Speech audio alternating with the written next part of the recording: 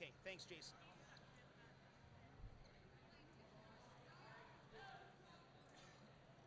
This is on, just saying.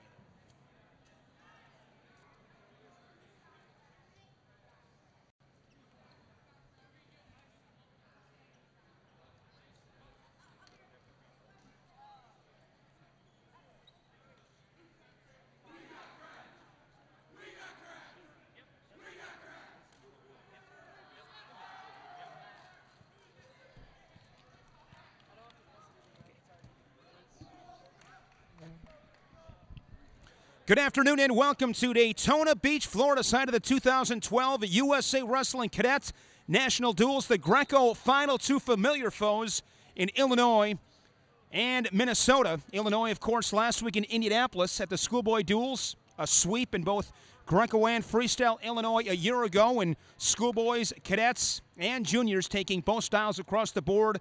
Really tough team. Illinois is going to be in the blue, and Minnesota will be in the red. I'm Shane Sparks. So glad to have you aboard from hot, humid Daytona Beach. And joining me is Phil Hayes. He's from Orland Park, Illinois. And also Steve Fitter from Randolph, Minnesota. Minnesota just minutes ago got done with a good battle with New Jersey. That was for the spot against Illinois. Minnesota wrapped it up at 220 pounds. They iced the victory. But again, that was minutes ago. So we're right back into this championship battle. And Phil and Steve have been gracious enough to join me, and they'll give you some bits on the wrestlers from Illinois and Minnesota. We'll have a good time this afternoon as we crown our Cadet Greco team champions. We'll pick it up tomorrow with Freestyle. That Freestyle final will be right here on themat.com on Saturday. So at 88 pounds, Phil, who are we going to be seeing here from Illinois? Louis Hayes got off to a little bit of a slow start yesterday. Went 0-2, but today came back strong and is 3-0 going into the finals here. So nice improvement from Lou. And then obviously the boy from Minnesota. So from Minnesota, we've got Victor Gliva. Victor again had a slow start as well yesterday, and he's had some nice wins today. So he's doing really well. And at this stage of the game, these guys have been competing for a couple of days and, you know, getting accustomed to the environment. They're both battle-tested. And what's so fun in watching, you know, these duels as far as with the scoring in Greco, everybody's in it. Things can change on a dime. So often you'll see a 6-0 first period that takes 45 seconds. Next thing you know, that guy that lost that period comes out, and he looks like a completely different wrestler. Key, getting to your positions, getting to where you're comfortable. Control your ties. Attack. Always that fine line you want to attack, but especially in this style.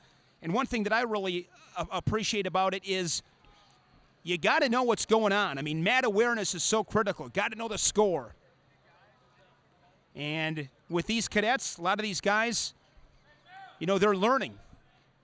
And that makes it a little bit more exciting from the standpoint where it's pretty unpredictable. So a little bit of a hold-up, but we'll be underway here, 88 pounds.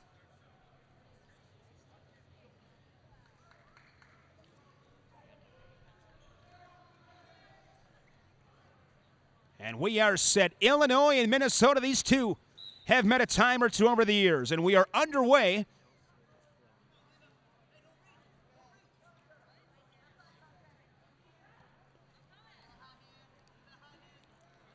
Brian Medlin, the head coach of Illinois, does a phenomenal job. I know in Fargo last year received an award up on the stage.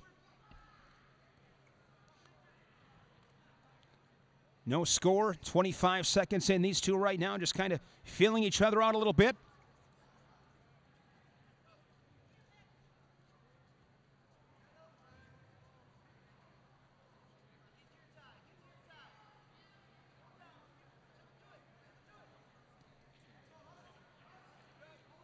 And Illinois on the board first, 1-0. Looking for a gut, trying to pop his hips through. And there's two more to make it 3-0. A minute here in this first period. And we'll bring it back to their feet. Good start for Illinois.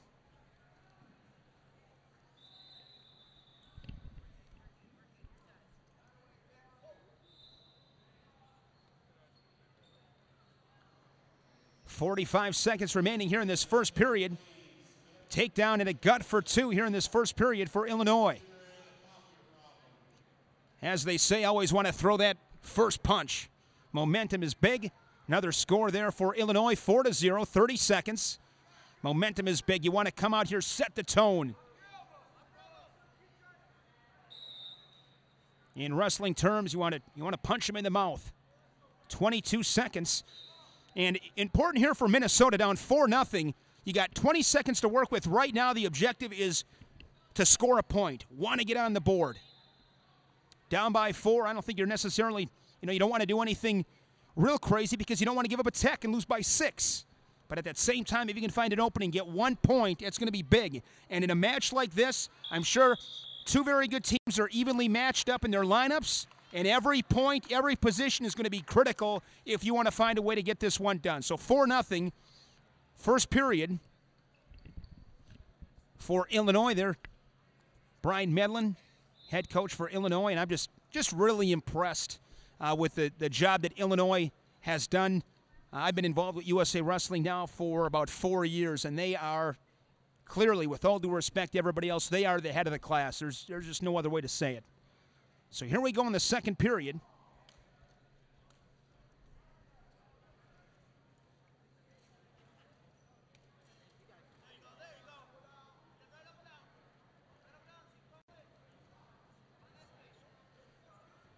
Watch these 2 guys just really aggressive in their hand fighting. That's Greco. It's about position, hand fighting, and just competing. You battle here this week at these duels. You have no other choice but to get tougher physically and mentally. And that's what I like about this. You carry this over to folk style.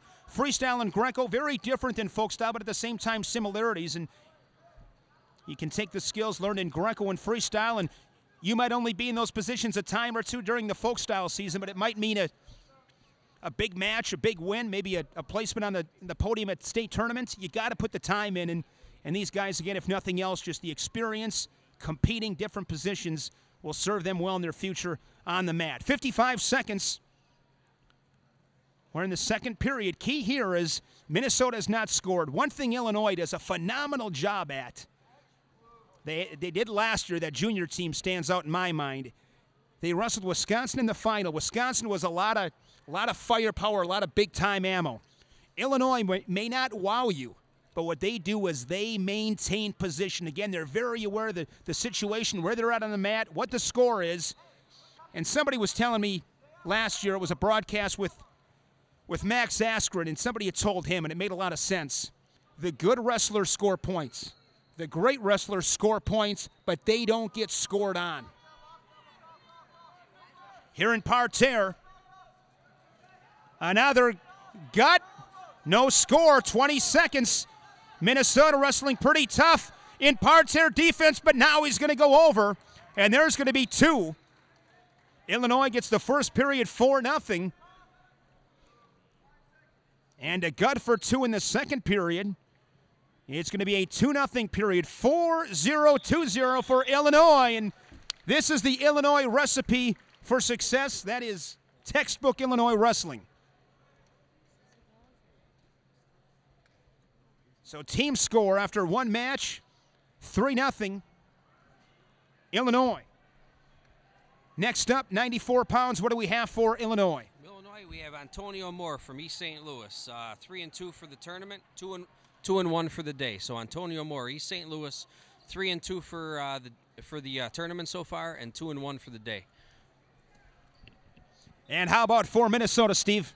Up for Minnesota, we've got Paul Fitter. Paul Fitter, he is, for the tournament, he is 3-0 currently, and he's having a real good tournament. Moore and Fitter here at 94 pounds.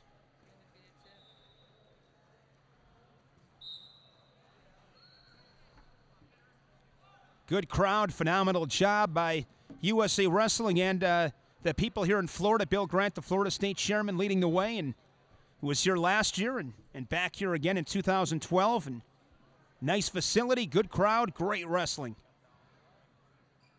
USA Wrestling providing great opportunities throughout the year. Of course, we got The junior duels coming up in a couple of weeks in Oklahoma City, Oklahoma.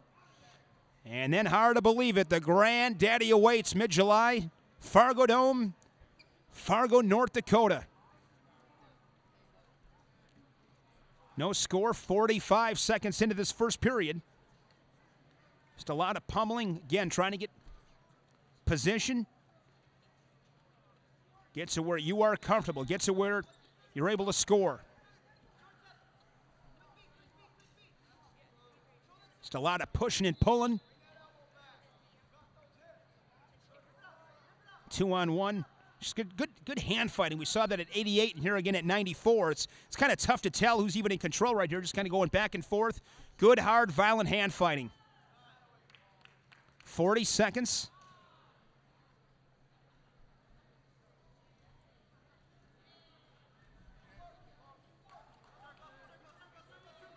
Fitter does a nice job right there to circle back inside, and we're going to go to parterre.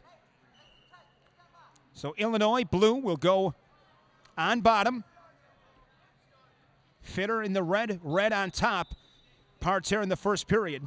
If this same circumstance plays itself out in the second period, Illinois will go on top. There's a gut for Fitter. And the first points of this duel scored by Minnesota.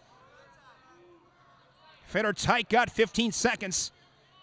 One thing here, too, it can go quick. You lock up a tight gut, you can get 6 points real quick. Every second is big. Got to compete every second. Because if you don't, you will get hammered. It's no other way to put it. 2-0 first period on the strength of a gut. Fitter of Minnesota takes that first period. One of the coaches for Minnesota, Travis Rutt. Got to know Travis a little bit during his time at took an Olympic year this past season, and since then has transferred. He'll wrestle for Coach Mark Cody at the University of Oklahoma, and wish him the best. Travis Rutt, one of those guys. I'm a Badger fan. I'm from Wisconsin, but Travis Rutt, one of those guys. I don't care what singlet he's in. You wish him the best, and looking forward to watching how he does there at OU. All right, second period. Here we go. Fitter with an underhook right side as a elbow with his left hand.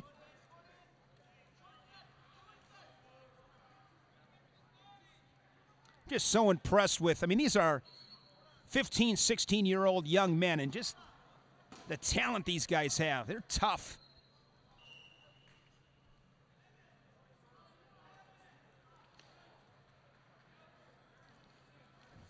And I'm not sure how, Fitter feels about his parterre defense, and might not have to worry about it right here. Fitter behind and gets a point, 1-0. Tight waist, chops an arm.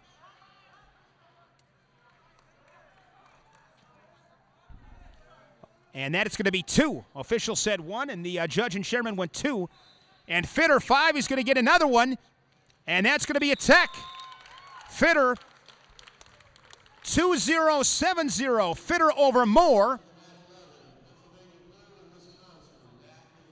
And a nice job there by Fitter, the 94-pounder of Minnesota, after Minnesota fell behind 3-0 at 88. Fitter does his job, keeps Illinois off the scoreboard, as I mentioned, 2-0-7-0, and we're tied up at 3, and I get the feeling that this is about what we can expect. This is going to be good wrestling, just solid in technique, and you hear it said a lot, and kind of cliche, but I think there's a lot of truth to it.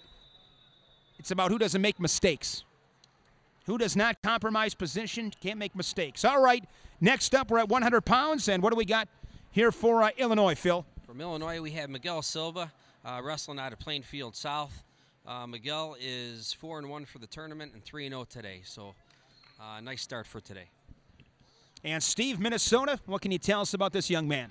We've got, up from Minnesota, we've got Austin Anderley. Austin is from Le Sueur, Minnesota, and I believe he is 1-2 for the day.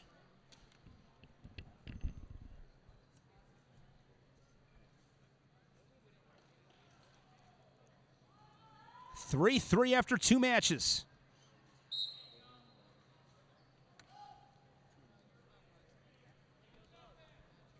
And a quick score there by Illinois. 1-0, 5 seconds in.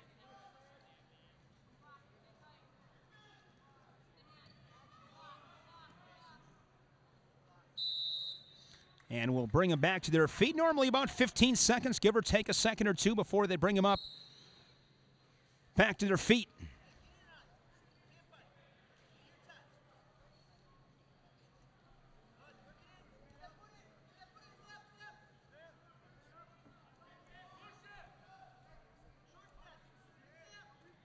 Illinois doing a nice job keeping low, keeping his shoulders and head low.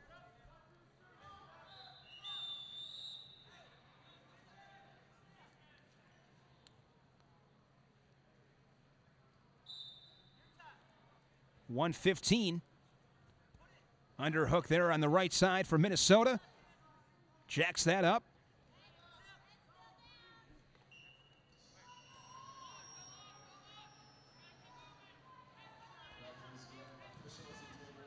Shot from Minnesota, able to get to the body.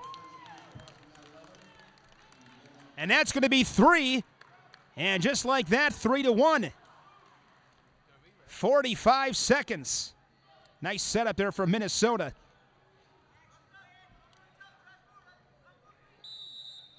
.37 seconds.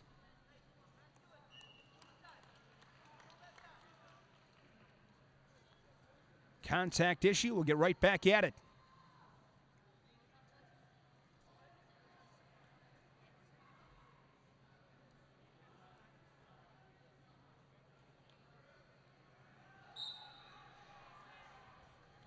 Of course, when you think about Greco wrestling in Illinois, Ellis Coleman, the Flying Squirrel, and hopefully he'll be known for a gold medal before it's all said and done. And that's going to be 3. And a tech with the 2 threes.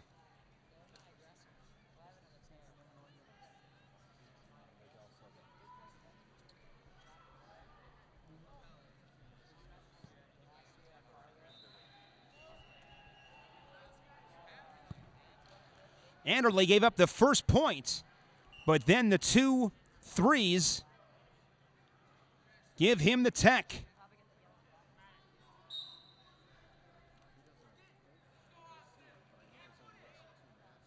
Anderle looking to get back to that underhook on the right side. Silva pushing forward.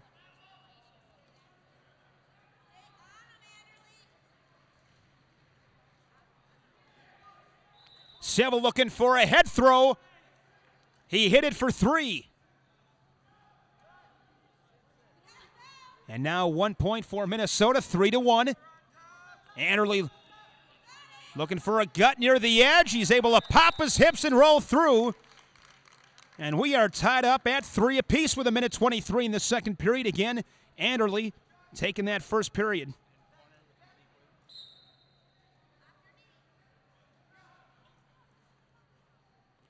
A lot of action here in the second period, just 40 seconds in. Silva looking to suck up a body lock. And point for Illinois as Anderle pushed out of bounds. And Silva back out in front, back and forth here in the second period. He's up by 1, 4-3. Inside of a minute, 55 seconds showing on the scoreboard.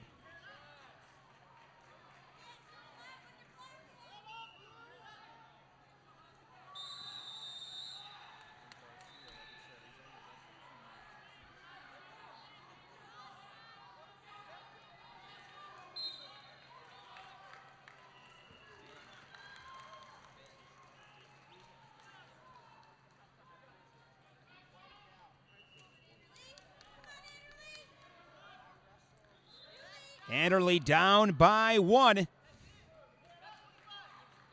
He's dangerous. Trying to jack up some underhooks. Double unders for Minnesota. Silva doing a nice job keeping his hips back. Anderle goes for the throw. Hard whizzer from Silva. He's able to stave off the attack. Final 5 seconds. Silva trying to force a deciding third period here. He's just going to hang tight center. Nice job to block off Anderle, and we'll go to a third period.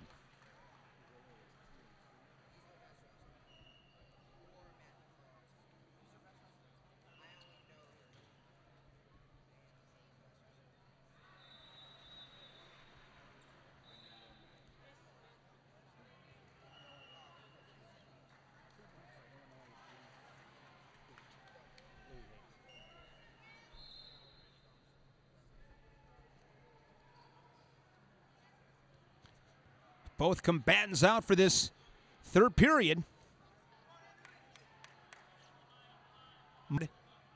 Through two periods, advantage to Anderle, Minnesota, 9-5. If that would come into play with Pards here, I got a feeling it's not going to get to that point. These two pretty aggressive.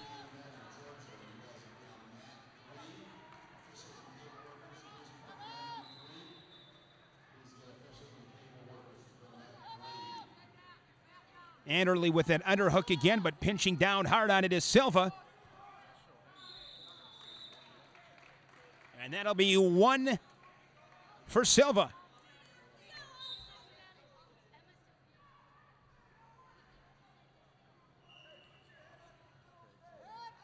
Hayes of Illinois, a winner at 88 pounds. Minnesota with Finner came back at 94, tied up at 3 on the team scoreboard. In the third period here at 100 pounds with Anderle, Minnesota, Silva of Illinois.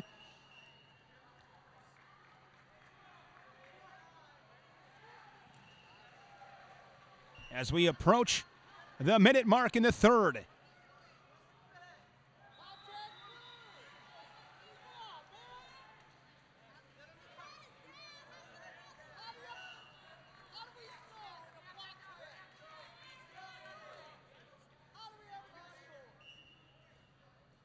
Anderle looking for a point. It would be last point.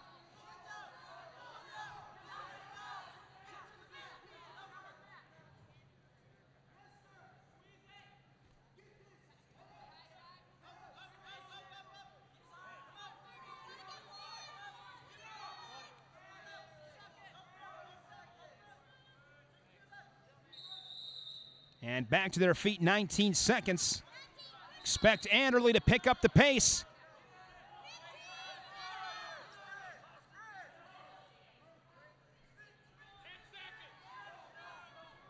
Shot from Anderle. Anderle behind him. Final 5 seconds. 3 seconds. And that is going to be 1 point with a second left for Anderle in Minnesota to tie it at 1. He's going to win this match. That last point came with a second left. Anderle, Minnesota takes the first period 6-1, drops the second 4-3, and wins the third 1-1. Good battle there at 100 pounds.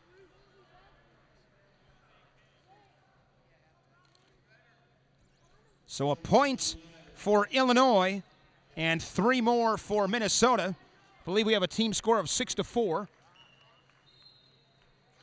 And up next, we'll shift our attention to 106 pounds. And what do we have for Illinois? Should be a great match here. We have Brian Rossi from Illinois, out of Lockport, Illinois. 5-0, 3-0 for the tournament. Real solid wrestler. And for Minnesota, Phil? Or Steve, rather? For Minnesota, we've got Mitchell McKee. Mitchell is out of Kimball, Minnesota. And again, like you said, it's going to be a great match. He's 5-0 for the tournament. He was the folk style national champ this year. And he did well down at Fila Cadets. He was runner-up in Greco and freestyle a couple weeks ago. Safe to say that when you look at this one on paper, this is one of those matches that both teams are looking at and one that they need to get. You need your studs to perform, but when you can knock out one of their top horses, kind of a double-edged sword. Absolutely.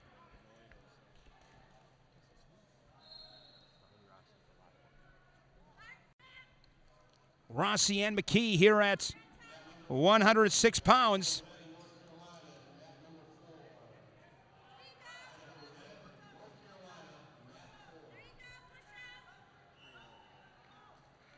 No score, 50 seconds in, and first to strike is McKee of Minnesota.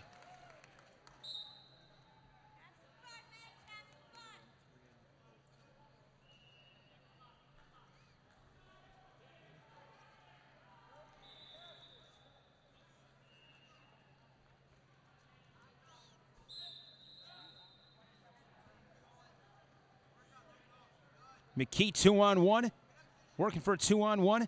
These two guys battling head position.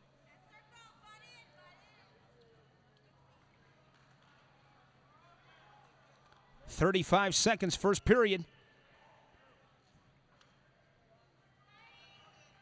And McKee doing a nice job right there, just staying center of the mat, neutralizing Rossi.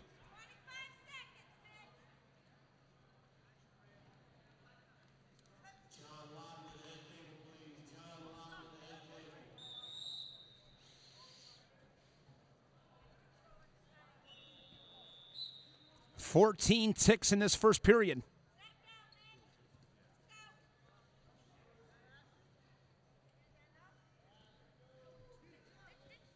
And the first period is going to go to McKee and Minnesota. 1-0.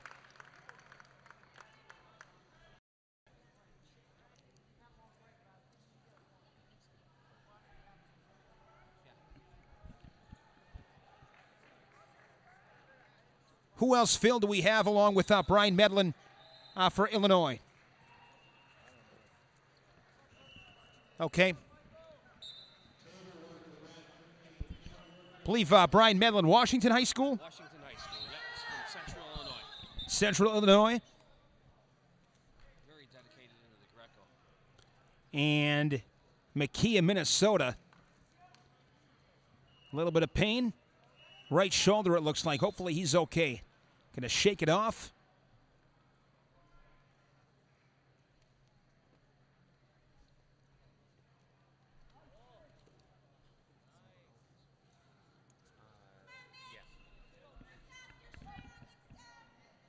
And how about for Minnesota, the coaching staff?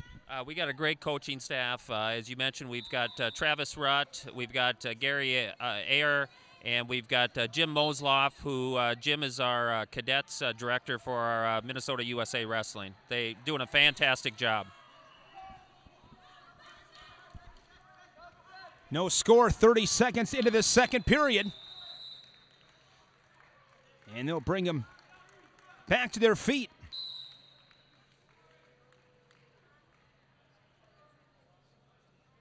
McKee getting that first period 1-0. Arm spin there from Rossi. And Rossi able to spin around behind. He's on the board. His first point in this match.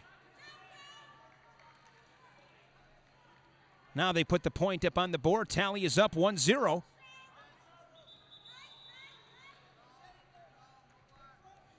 McKee staying strong in his parterre defense. And they are whistled back up with 55 seconds.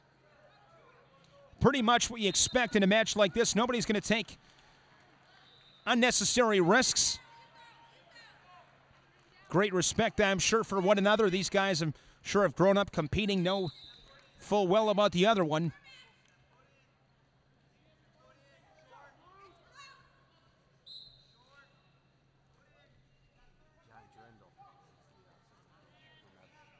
John Drendel, the assistant coach, with Brian Medlin. And there's a point for Illinois. Rossi now up 2-0. That was slick.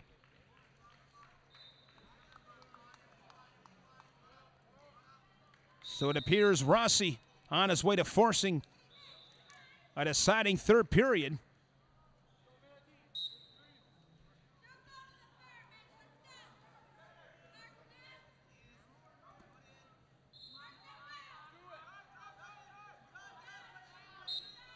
And the second period sees its conclusion, and they're going to say no points. That was close. So close for McKee. He was so close. Another second left on the scoreboard. He would have taken that period 2-2, and that would have resulted in a win for Minnesota. Every second matters, and as a wrestling fan, I'm kind of glad he didn't get it. I want to see another period. I want to see these two get at it again, absolutely.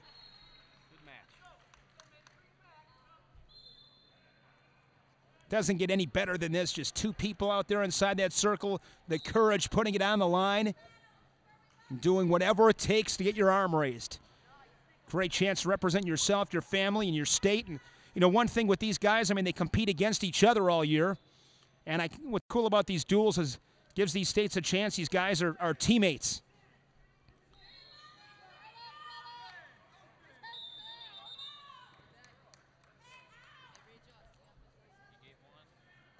The judge gave one, but the official and chairman did not, so we remain scoreless. A minute and a half in this deciding third period. McKee took the first 1-0. Rossi took the second 2-0. Rossi looking for a push out, or McKee rather. And McKee 1-0.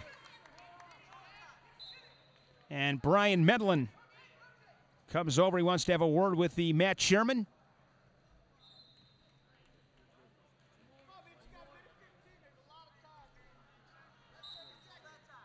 Still plenty of time, 1:15. We saw Anderle of Minnesota pull one out in the final second in that last match at 100 pounds. And this one's going to come right down to the end as well.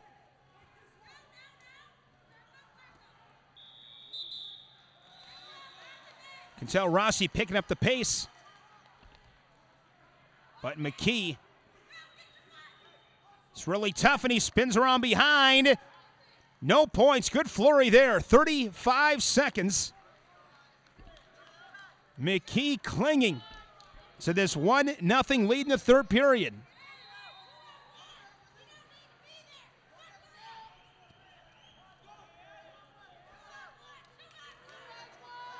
Short time, 20 seconds.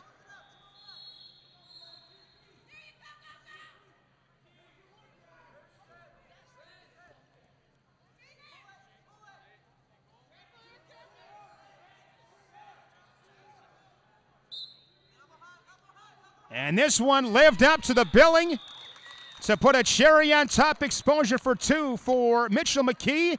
3-0 in the third. And Minnesota victorious at 106 pounds.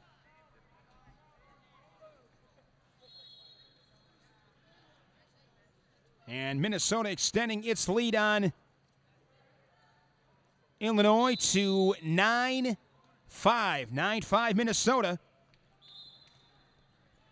after 4 matches.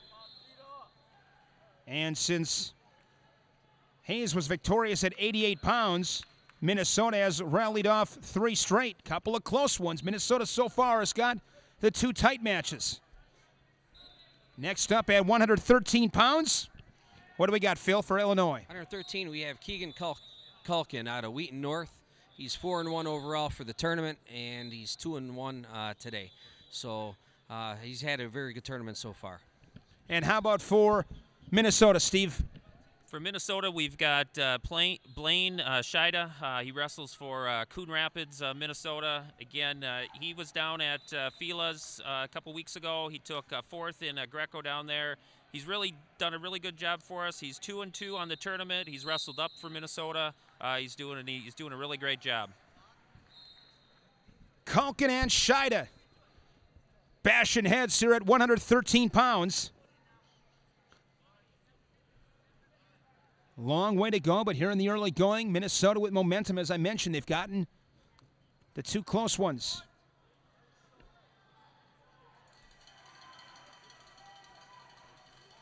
Should say 3 close ones.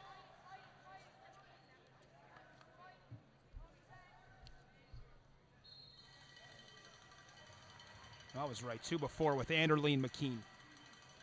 Here's our 5th match.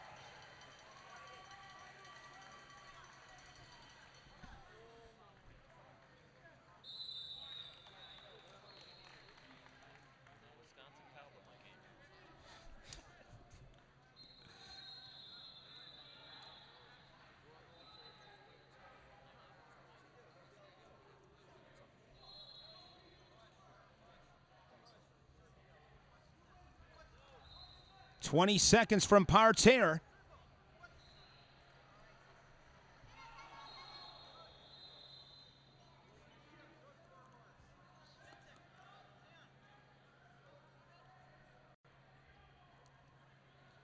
Kalkin and Scheida wrestle a scoreless 90 seconds. We'll go to parterre, where Kalkin will go on bottom.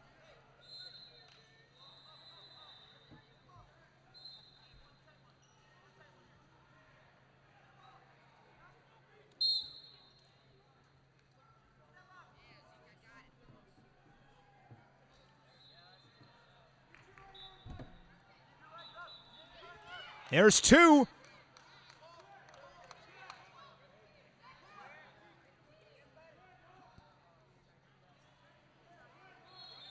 Still 10 seconds.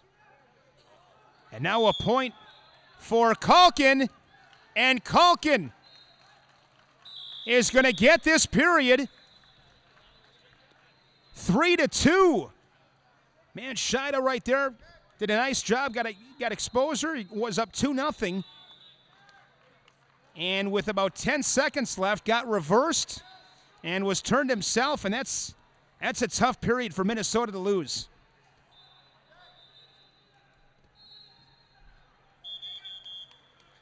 As I mentioned, things can just turn so quick, and it just doesn't take long. I mean, you're able to get to a position, to a hole that you like, and you can get 6 points in 5 seconds.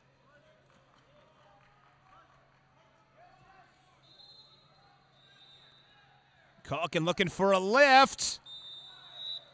Official says 3, and that's confirmed. But Kalkin, he's hurt. He looks like he's hurt pretty bad.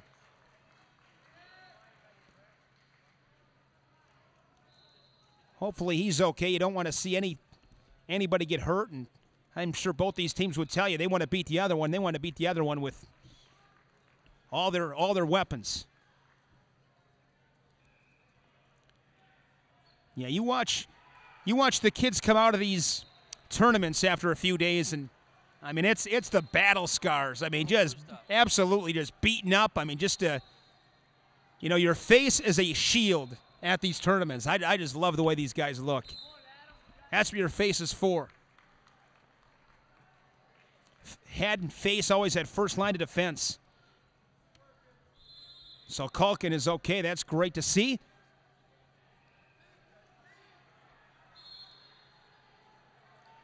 Kalkin steals that first period and in control here in the second with that three-point throw, feet to back near the edge. Well-executed throw from Kalkin. And now I'm sure he's going to do a really good job at maintaining position. No need to get overly aggressive, but at the same time, if an opportunity is there, hit another three, get a tech, he's going to take it.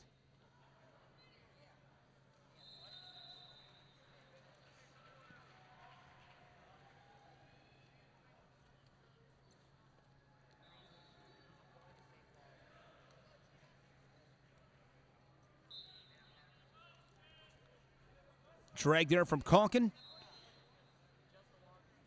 Scheida's got that underhook. Kalkin look for a head throw. And it's going to be 1 for Scheida. Now 3-1. I think we got the thunder rolling outside.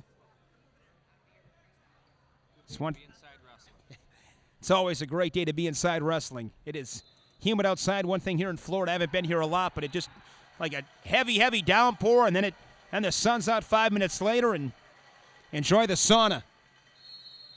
Short time, 15 seconds.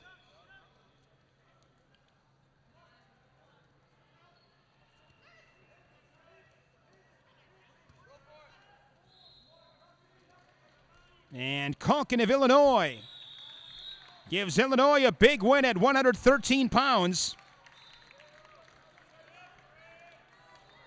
As Illinois pulls to within 2. I got a 10-8 Minnesota.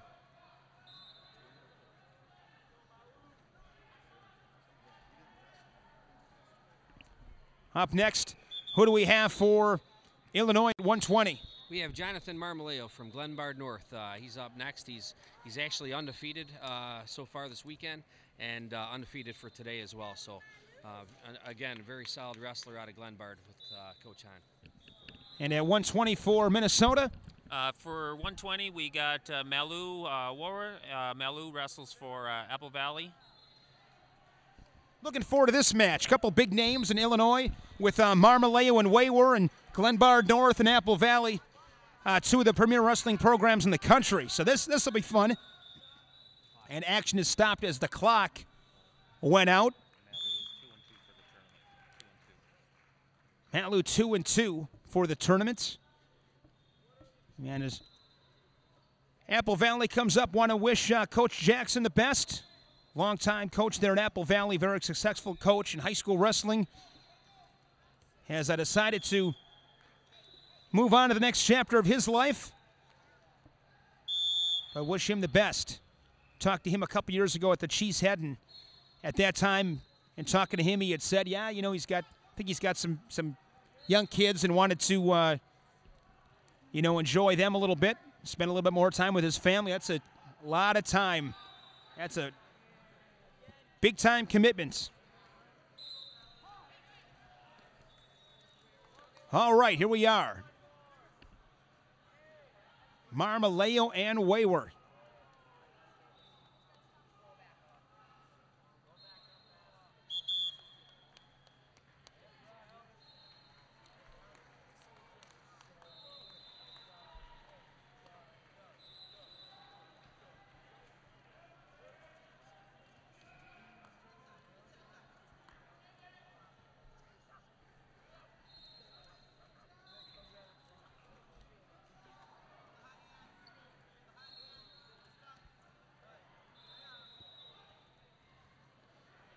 No score.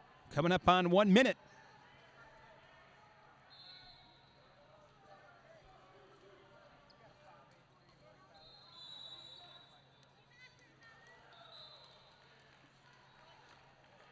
One of my favorite Terry Brands quotes of all time is, when you got two guys that step inside that circle expecting to win, that's when you're going to see a dogfight. That's what's fun about these kind of matches with really good kids. I mean, nobody's going to back down to anybody. You expect to win.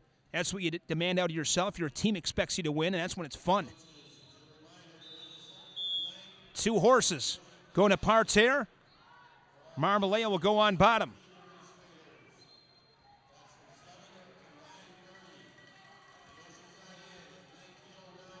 Wayward, reverse lifts.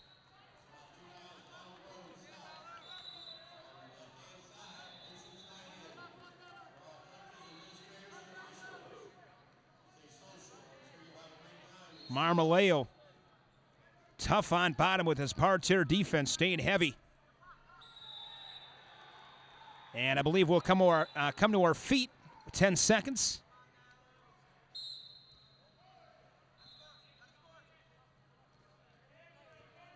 Wayward going for a throw. He's got him in a headlock. And that is how the first period's going to come to an end. That is a 3-spot. For Wayward, he went for it, and he got it. Got to give him credit for staying with it there. Got to give him credit.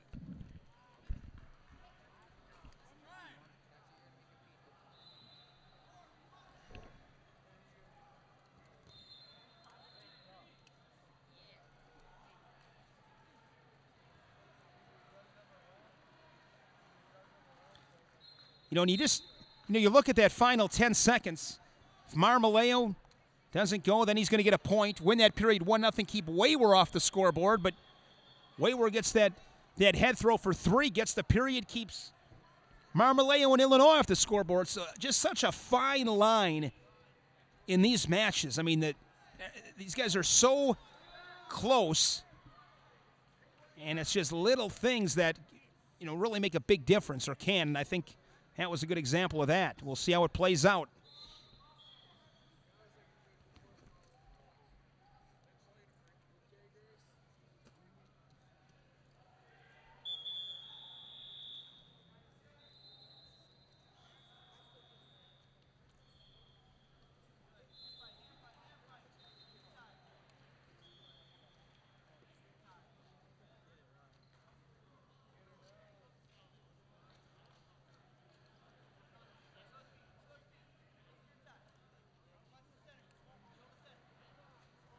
55 seconds.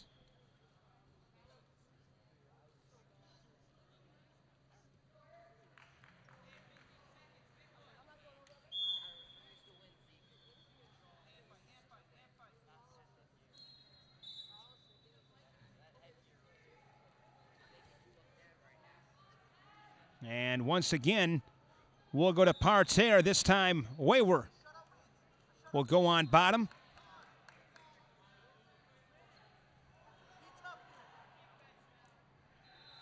I think right now, kind of it's very early yet, but this is a critical situation.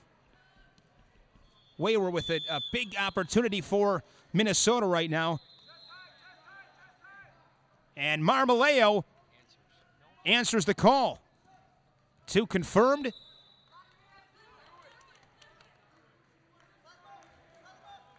And now 1 for Wayward. So Marmoleo steps up big. Still 6 seconds left, but Marmoleo has that 2-point move, so it's going to take more than just 1 point for Wayward. And Marmoleo takes that second period. Give him a lot of credit, as you just mentioned. Phil answers the call, and that's what big time guys do. I mean, they just answer the bell. You can depend on them. Leaders by example. And no surprise, we're going to see a third period here at 120 pounds with Marmoleo and Wayward. 10-8. Minnesota leading by 2. Minnesota lost the opening match at 88 pounds to Hayes of Illinois. At that point, Illinois led 3-0, but Minnesota has not trailed since.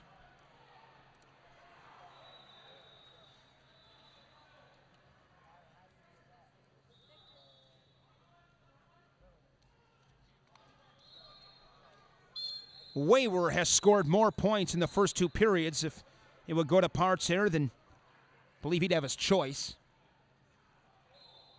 And you'd have to believe after watching that second period that he would choose to go on top, although Marmoleo was really good. He's pretty good in his defense in that first period. So we'll see how that all plays in, if that affects his strategy at all throughout this third period. Keep in mind that head throw back in the first period, and Marmoleo's got to have that in the back of his mind. He wants to pull the eraser out on that. Third period eraser. Both these guys center the mat.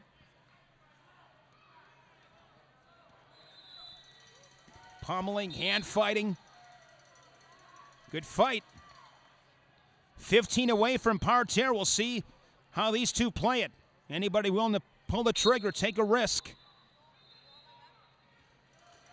I think right now, in my humble opinion, Marmoleo, I think I give him the advantage a little bit. Just from what we've seen in those first 2 periods. Seemed a little bit tougher in his parterre defense. And what do we got here? No, now they got the points off the board, and Brian Medlin's going to go over and have a word.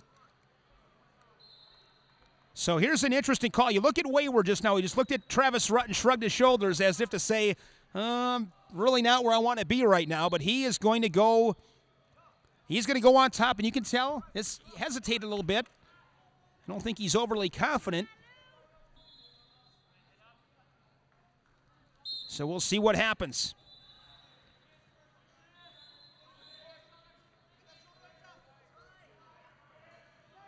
And Marmoleo, he's pretty tough on bottom.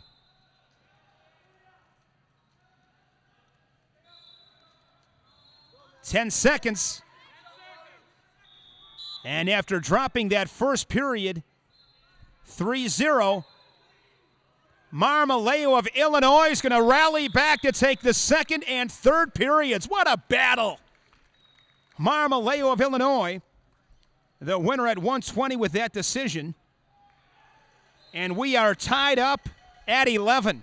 I got to give Jonathan Marmoleo a lot of credit there for staying persistent, trying to get that eraser out in the third period and come back and more or less erase what he did, correct that mistake out of the first period. And I go back to that that second period. He lost the first period 3-0, and there was a chance there not only, was he in danger of, losing the match, but not scoring. So, I mean, that's just the twists and turns, the peaks and valleys, the opportunities capitalized, the opportunities missed. It's just fun to watch and so much going on. All right, what do we have for Illinois 126? Here we have Isaiah White, first-year schoolboy, 5-1 for the tournament, 2-0 for today. One of very few of the first-year cadets on the team, along with Louis and a couple of the Drew Worker, a couple of the other guys, but very good performer. White for Illinois, and how about for Minnesota? For Minnesota, we got James Berg. James is from New Prague, Minnesota. And for the tournament, he is 1-2. He's a tough battler. He's just a really tough competitor. This should be a really good match. And New Prague, I believe that's where Travis Rutt's from, correct? That is correct. 11-11 after 6 matches. So cliche, you'll probably hear me say it a time or two again, but just everything matters. And these guys, they're all aware of it.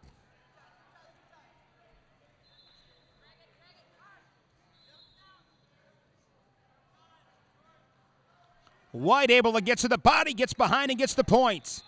Quick. Looking at White, it doesn't take long to recognize his athleticism. He's a good athlete.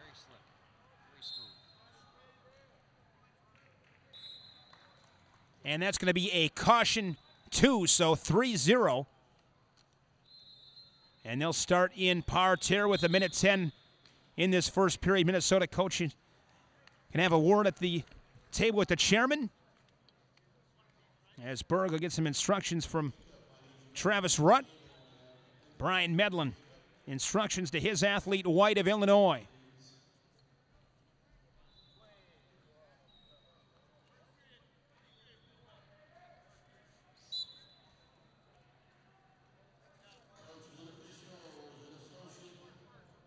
White with a tight gut, elevates his hips, trying to pop through and roll him through. And he's able to explode through, but no points. Score remains 3-0, 55 seconds as they come back to their feet.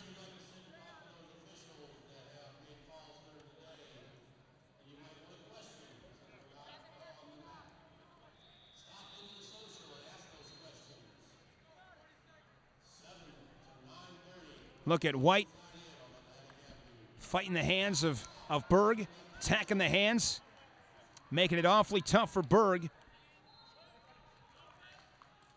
to get to White. 25 seconds here in this first period.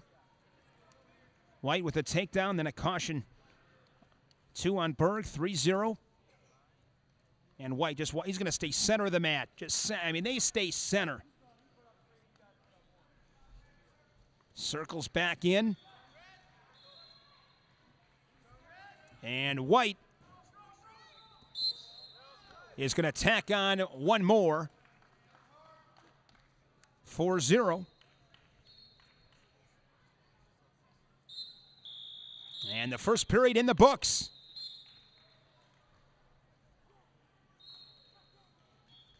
'12 Cadet National Duels from Daytona Beach, Florida. Shane Sparks. And want to thank Phil Hayes from Orland Park, Illinois, and Steve Finner from Randolph, Minnesota, helping us out here today.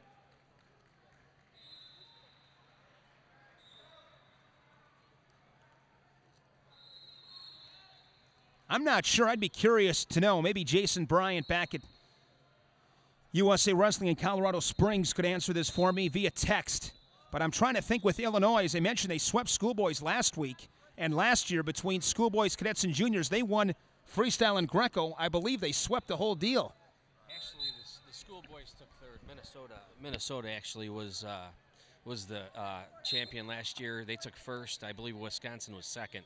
In the schoolboy and in the freestyle and Greco, and Illinois was third. But this year they did a great job coming back and getting that trophy back home to Illinois. Okay, so schoolboys last year, Illinois just swept cadets and juniors then. That's correct. And in the schoolboy, they took third. Minnesota was the champs last year. Good deal. Thank you much. We don't need Jason, the wrestling encyclopedia that he is.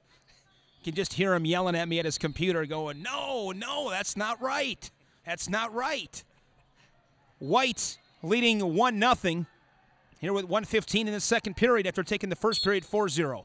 Yeah, matter of fact, we've got a lot of those schoolboy kids or first-year cadets this year, and they're on this team right now and doing well and got us back into the championship again. So I always like watching these two states compete against each other, wrestling-rich states.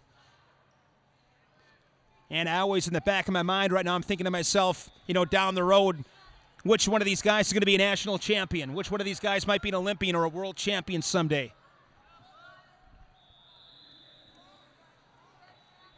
"40 seconds.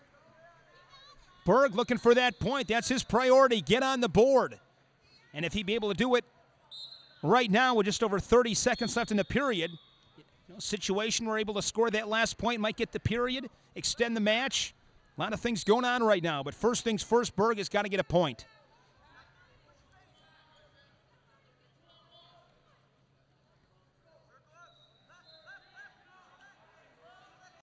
Out in front with the head and arm is White.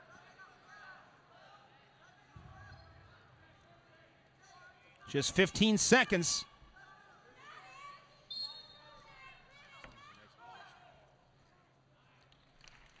And another point for White. 4-0-2-0. Going to be the final at 126 pounds. White over Berg. And Illinois, for the first time since the conclusion of the 88-pound match, which had Hayes of Illinois winning, has them back out in front by a score of 14-12. Up next, or 14-11 rather, you're right, because Berg failed to score. So 14-11, Illinois up by 3, and 132 upcoming. We have Larry Early coming up.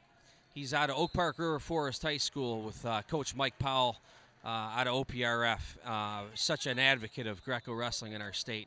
Lucky to have him along with Brian Medlin. Just two huge guys, two huge advocates of Greco-Roman. But Larry Early from Oak Park is 4-1 for the tournament and 2-1 today. And who is Early in a battle with? for Minnesota, we've got Seth Gross. Seth is out of Apple Valley, Minnesota. For the tournament, Seth is 4-1. He was a Minnesota AAA high school state champ.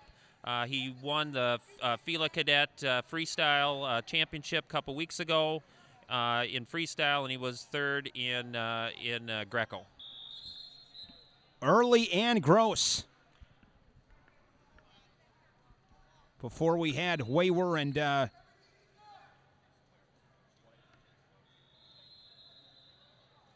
Culkin, I believe that was before from Glenbard North.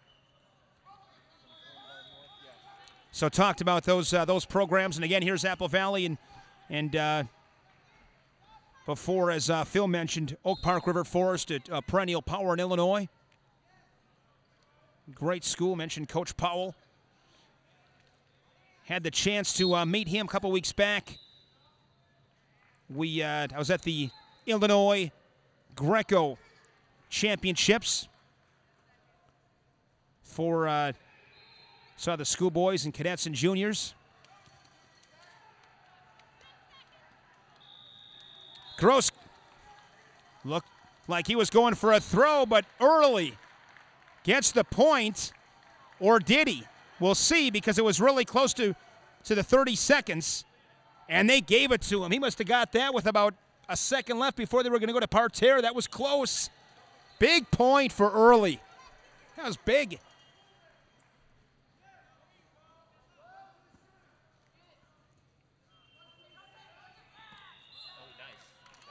And a point for Gross to tie it up at 1, but that's last point scored. So essentially he's got the advantage, 1-1. Final 10 seconds. And this is one I believe that Minnesota, this is one they really need to have. Correct. That's going to be 2. So Gross 3-1, and Early was fortunate there that he didn't get pinned. Took a chance. Can't fault him for that, but he's fortunate. You don't want to, you got to, maintain that good position, keep going back to that, and he's fortunate there, but Gross rallies back after giving up the first point, 3 unanswered, 3-1 first period to Minnesota's Gross.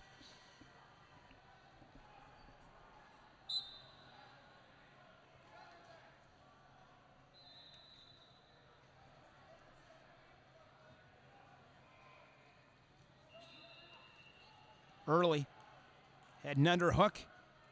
Gross slows him down 2-on-1.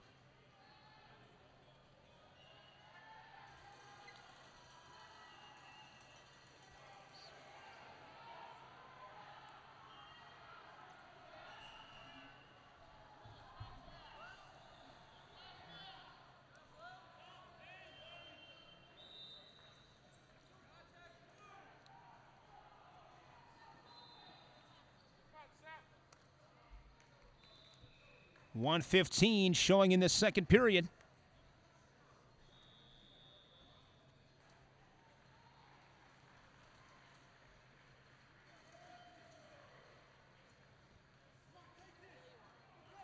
Gross looking for an arm spin. Defended by Early. And Early gets behind for the score, 1-0. That confirmed. 45 seconds in the period. Similar to that first period where Early was able to get first point.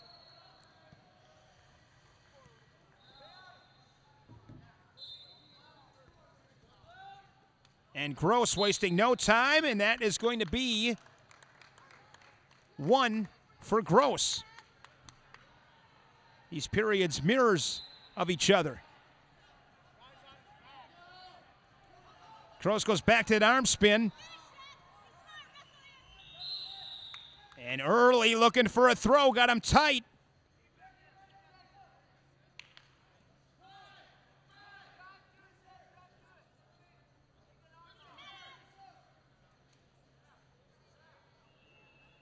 Early with a whizzer. Gross across the belt. Inside of 10 seconds. 3-1 first period, 1-1 second period for your winner at 132 pounds Gross.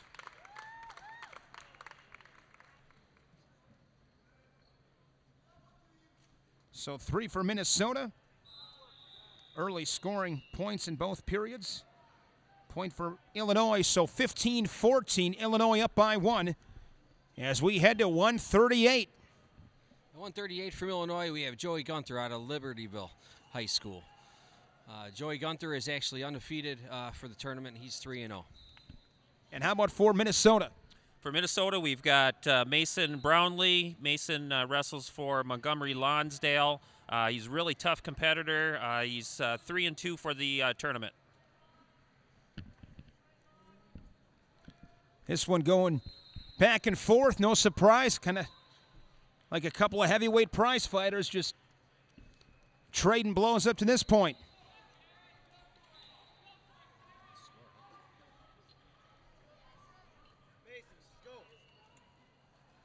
About halfway through. As I mentioned, Minnesota had a good battle with New Jersey. I think for the most part, well, I saw Illinois. They had a really good match in their pool. They were the number 2 seed. Wisconsin was the 3. The number 1 seed was Michigan Blue. And that was a good battle. Illinois won, I believe that one came down to the final match. So both these teams, again, they've been in a couple of battles these past couple of days. And a good test for each team right now.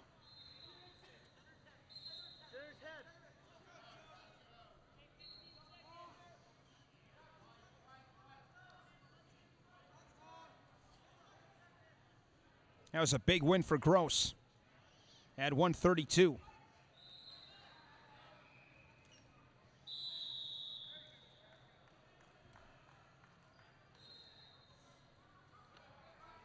You know, in any duel, and I don't know these matchups, but you'll understand my point. In any duel, too, I mean, a lot of the guys that, I mean, it's just such a team effort. I mean, you can be a guy that gets beat 6-0, 5-1, and you're the hero of the team. I mean, I remember, I'm going back to the junior duels last year. Wisconsin's got a kid named Jesse Thielke. He's on the junior world team, I think, for the 3rd time.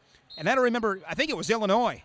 And Thielke won the match, but you would have never known it. I mean, the Wisconsin bench didn't move, and Illinois, you would have thought that guy just – but that's what makes these fun. You know, everybody's got to contribute, and a lot of times when it's all said and done and you look back, you're going to point to maybe, a kid with maybe a lesser name, not as established of a resume, but, those are the guys that really make a big difference.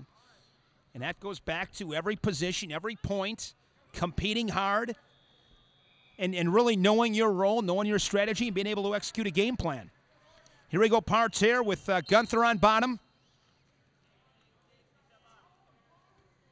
I'm a big body language guy. I always like looking at body language.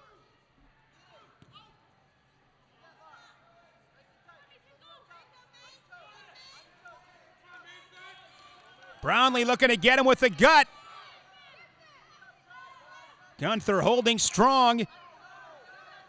5 seconds. Brownlee trying to get it. And Gunther prevails. On the strength of his Parterre defense, first period goes to Gunther of Illinois. 1-0 as the final second ticks away.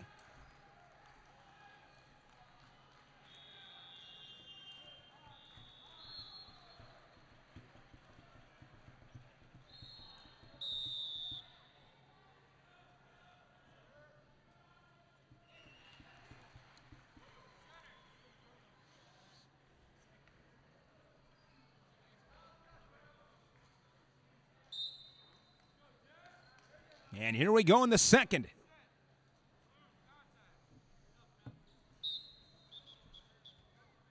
See how Gunther plays as he won that first period 1-0. And if he's, really confident being on top, he might just slow things down a little bit. Go to that Parterre.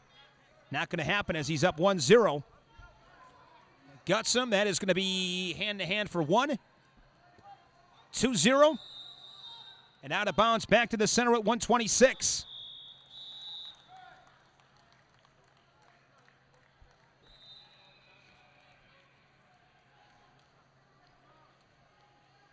When Gunther wins that first period 1-0 up 3-0 right here, I mean, he's got to be greedy right now. I mean, it's bonus points, got to be greedy, got to be smart, got to be greedy. Right now, if you're him, you are putting the gas down, and you're not going to let him score. Such a mentality. I just really appreciate, what these opportunities do, especially with Greco. It's just a toughness mentality. I think, if anything, I mean, you love what it does for you physically, but maybe mentally it's even more important on what it does. All right, a stop in the action, 126. Just as a correction, I look over at our bench now, and as I said earlier, that I thought there was only a few young guys, but actually the Team Illinois is a very young team now that I really think about it. You got Vincent Turk, just came out of schoolboy last year. Got a lot of guys over there that are young. We have Riley DeMoss from Marmion. He's going to be going into Marmion next year, but he's another one who just came out of schoolboy last year. Looking at the team, I take that back. I mean, Illinois, we got a very young team, as Minnesota had mentioned. So good things to come down the road, I think, for the Illinois guys. And just coming off that win from last weekend at the schoolboys, running the table on that. I think that between that class and this young cadet team here, really nice, bright future for the guys for Illinois. So kudos to all the different wrestling schools in Illinois. 3-0. Not exactly sure what's being talked about. Brian Medlin over at the head table right now getting an explanation.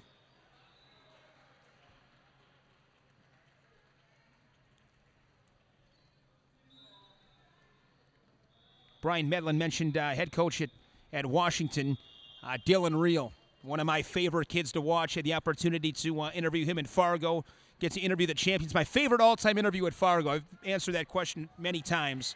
Zane Richards, last year of Illinois from Carbondale.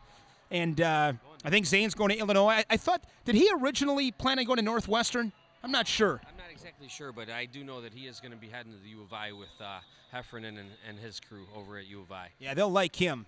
He's one of those guys, just 16. Well, last year's probably 17 years old, maybe 18, but a lot of energy. And I'll never forget his line. He goes, "Wait for it, wait for it. Illinois is where it's at." And Illinois just have so much success in Fargo, and you can't help but respect them, and Minnesota too. I mean, these guys, they're accustomed to winning, and I just think the standard's been set,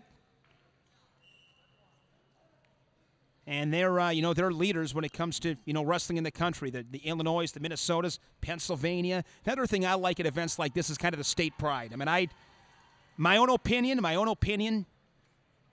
If I'm a high school kid and I got the opportunity to represent my state, it's game on. It's game on. Like I said before, you're competing against a lot of these guys all year. I mean, you're battling, and it's you got a chance to kind of join forces and say, you know what, our state's the best, and we're going to take it to you and prove it. Not sure what the deal here is. I think there was some sort of like a leg fault or something, and they were trying to decide whether or not they should start up on their feet or start back down in parterre. You see Brownlee really picking up the pace right here. He's down by 3, and he lost that first period 1-0. And Brownlee, he's got to get a point.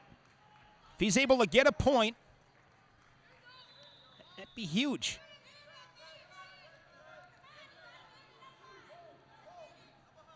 But Gunther is going to make that one tall task.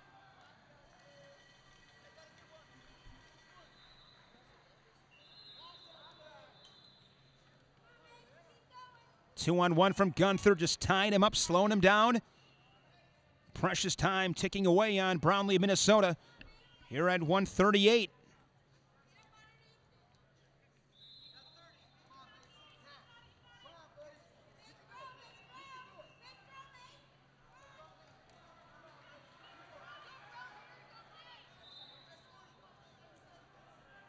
Shot from Brownlee, unable to get past the hands of Gunther. Little slide by there from Brownlee.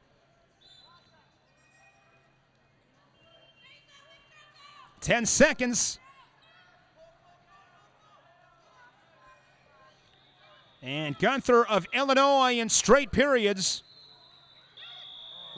1-0, 3-0. So Illinois extends its lead, now leading 18-14.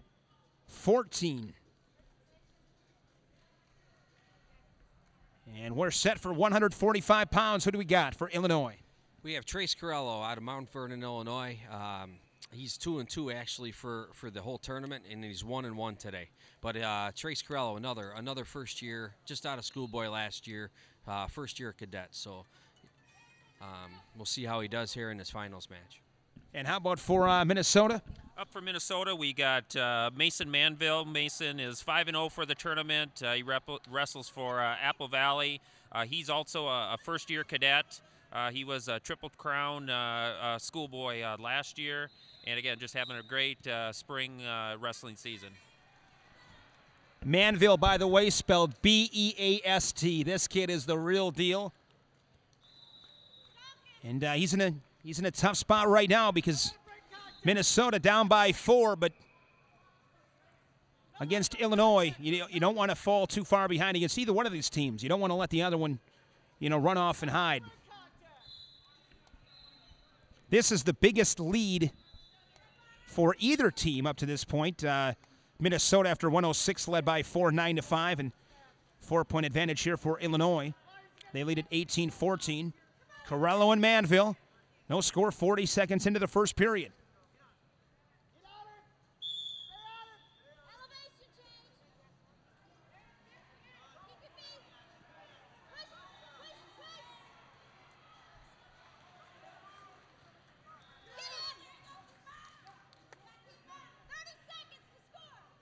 30 to Parterre.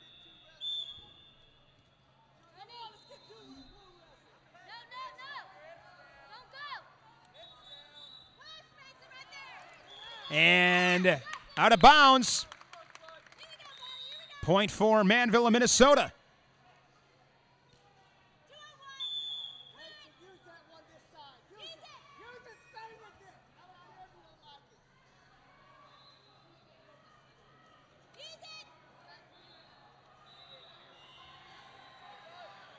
.25 seconds. Manville pushing Corello out, 1-0.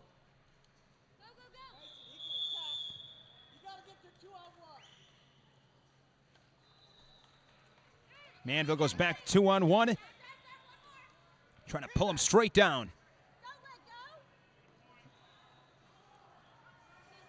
And the first period sees its conclusion. One that goes to Manville of Minnesota. 1-0.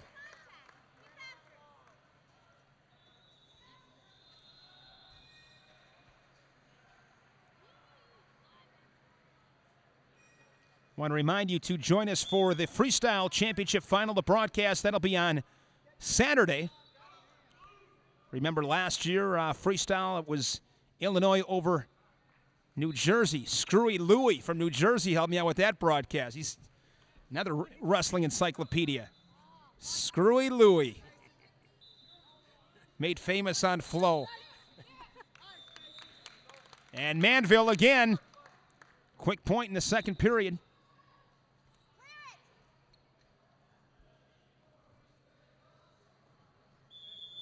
You know, Manville winning that first period 1-0. So here in the second period up 1-0.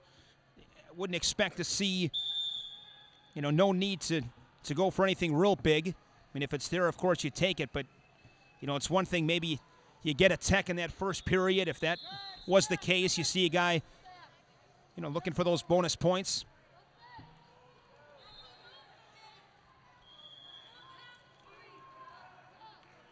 But if I'm Manville right now, I'm content right here. I'm done all I really need to do offensively. Just, you know, again, keeping Corello and Illinois off the board.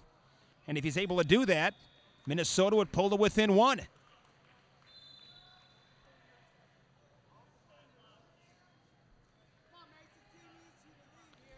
This is something you get up to this point anyways from what we've seen. You feel like if these guys wrestle 25 times, it'd be 13-12.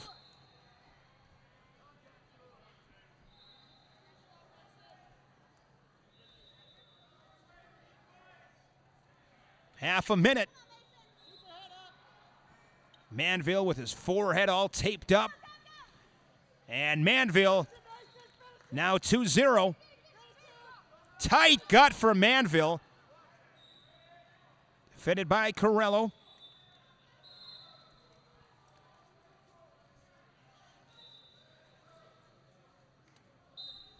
Keep your head up. Keep your head up. Head on to come. Keep your neck up. There you go. 1-0, 2-0 for Manville of Minnesota. And Minnesota now down by one, 18-17.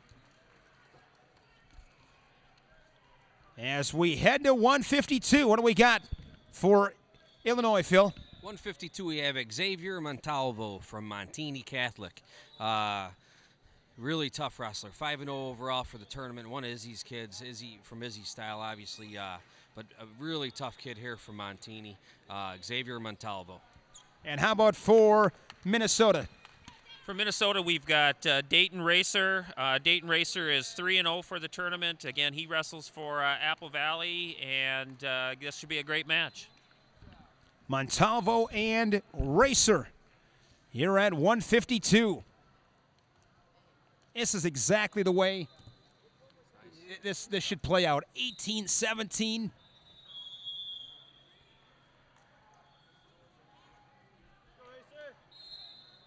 Illinois at the moment up by one.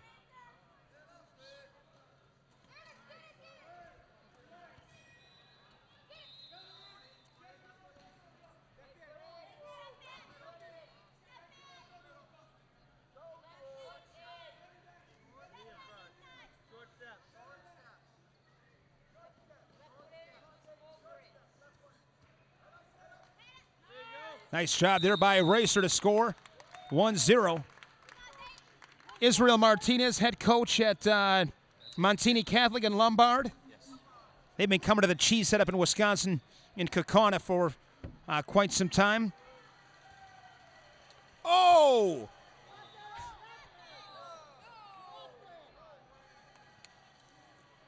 They gave Montalvo a point. Believe that went to the chairman. 1-1. 1 minute.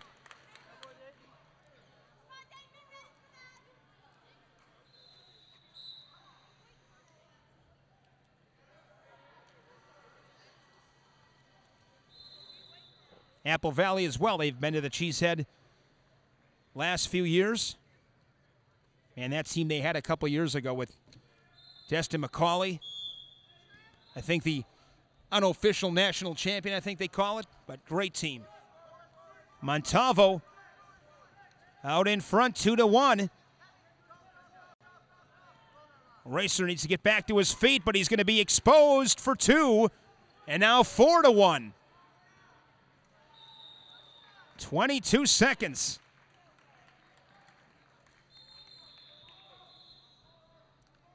Five to 1. I think he was complaining that he was crawling out.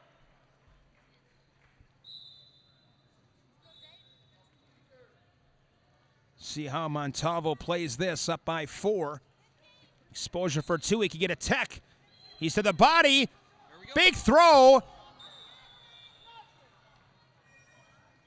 They give him 1. And caution 1 red, so that's 7-1. Leg foul. So 7-1 for Illinois. So that's a tech for Montalvo. And a caution.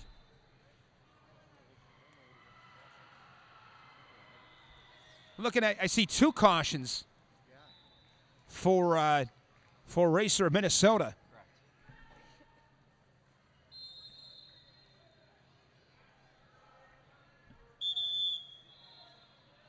We've seen several, and here's another one. Sound like a broken record, but another match in this duel that this one could change the tide a little bit. Either way.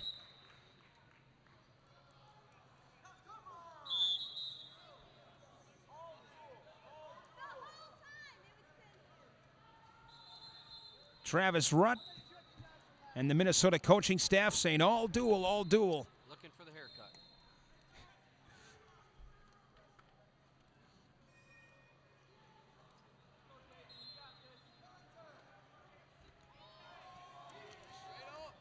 That was clean.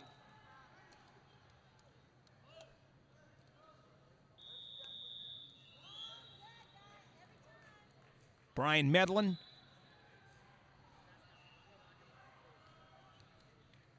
And now Montalvo will go over, and the chairman will have a word with him.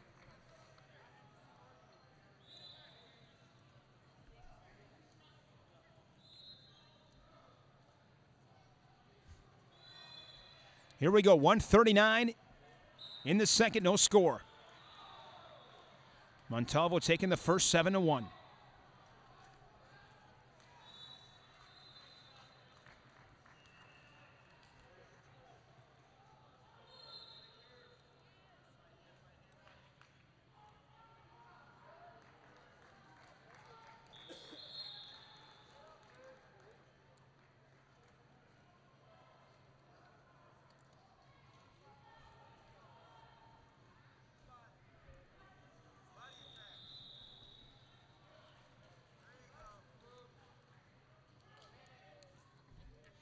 And Montalvo able to spin around behind.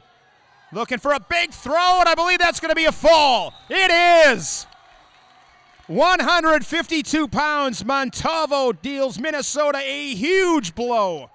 And as I said about a minute ago, I said this is one you kind of get the sense that this match is really going to send things in one direction, and that direction is Illinois. That's a big 5. Gives us a score of 23-17.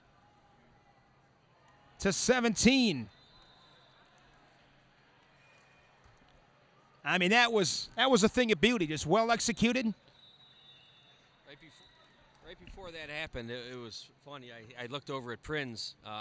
Actually, his son is wrestling now, but I said, "Here it comes. He's gonna get the 5 right here because he's a gamer." So good job. Great match. Both great wrestlers there. Who do we have here for Illinois at 160?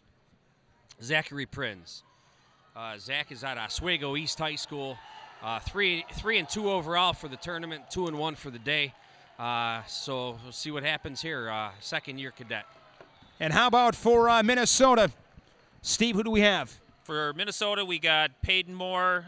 Peyton is out of Jackson County, wrestles there, and he's 2-1 for the tournament. He's got just a tough family. He's got one older brother, one younger brother. They're just tough as nails, those Moores. On paper, anyways, looks like another evenly contested matchup awaiting here at 160 again.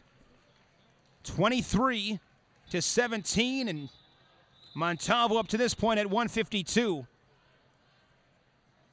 Dealing a big blow.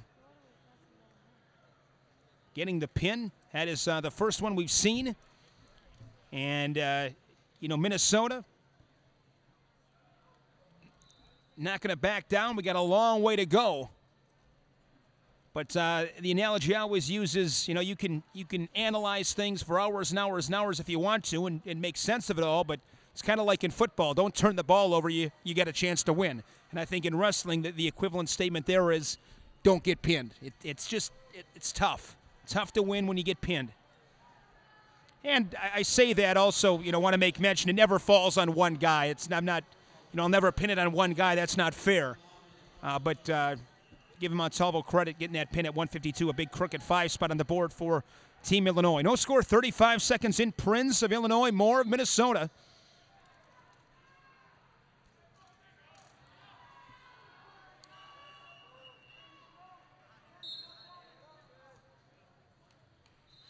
Sitting down here, it's always fun, too, sitting down Matt's side. I mean, you hear the banging of the bodies. I mean, you hear the heads clashing, the hand fighting. I mean, the grunts and groans, you hear it all.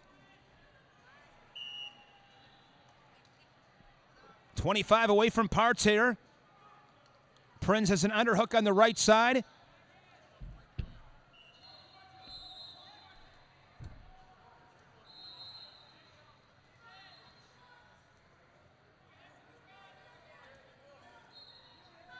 A point for Minnesota for Moore. That was interesting at the edge.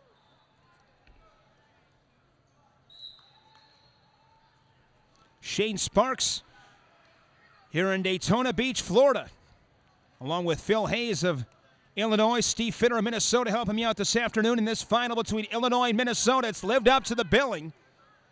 We're at 160 pounds, short time 15 seconds. Moore leading it 1-0. See if Prinz able to spin around behind, get that point. He'd steal the period. And he's able to get it. And Illinois, with a second left, Prinz gets the 2 and takes it 2-1.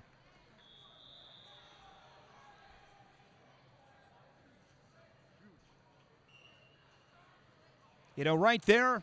Again, that could have went 1-0 the other way. Instead, Illinois not only gets on the board, but they take the period in doing so. So we'll have the second period.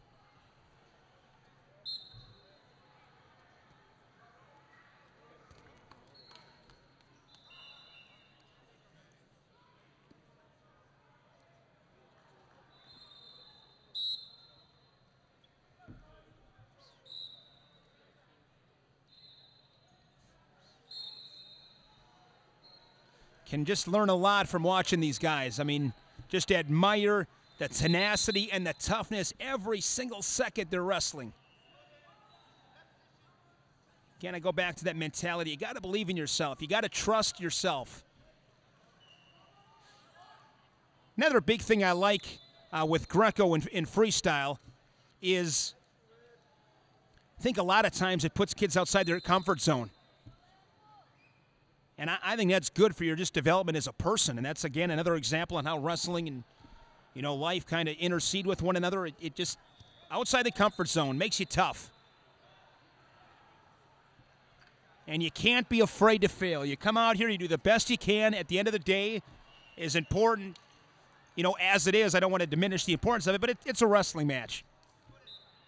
You know, come out here, do your best, and put it on the line. It takes a lot of courage to come out here, and I mean, it's the world's oldest and greatest sport. Man against man, doesn't get any better than that. No excuses, nobody to blame. It's you and him. We're 10 away from parterre.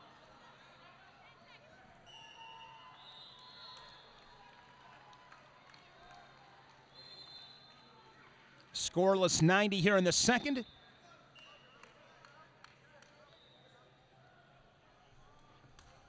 And Moore, he'll go on bottom.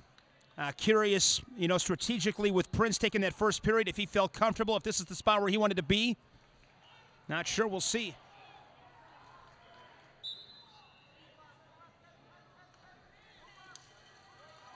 Prince trying to lift him up. He's underneath.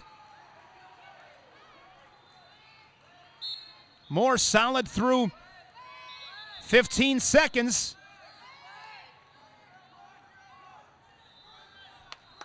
Prince trying to get him over. And 2 confirmed.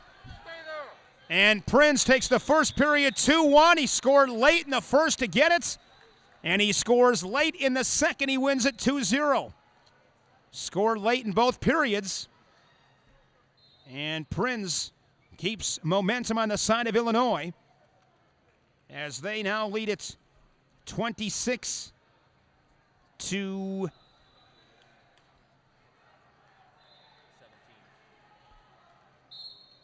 Thought it was 26 to 18.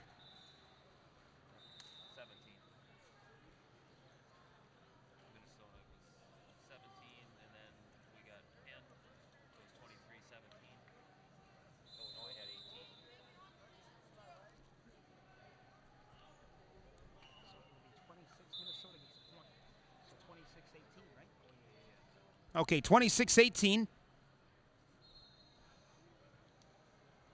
think Minnesota frustrated. I think they believe there's been some use of the legs.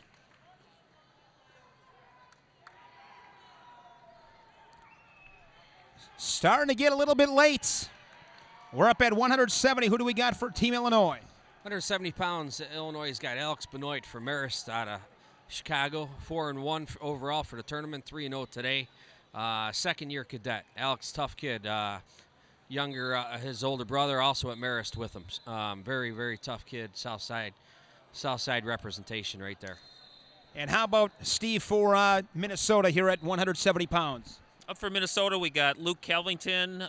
Luke is 3-1 for the tournament, and Luke wrestles out of Foley, Minnesota. Benoit and Kelvington here at 170. As I mentioned, getting late. 5 matches left. Illinois starting to pull away, leading it by 8. So a little bit more pressure on Kelvington and Minnesota to stop the bleeding.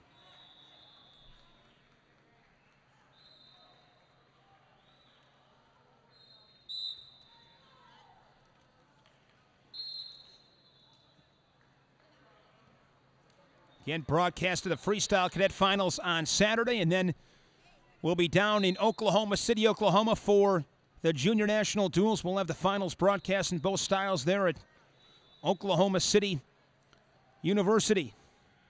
Always good to get down there, and good job done by and Oklahoma in hosting that event.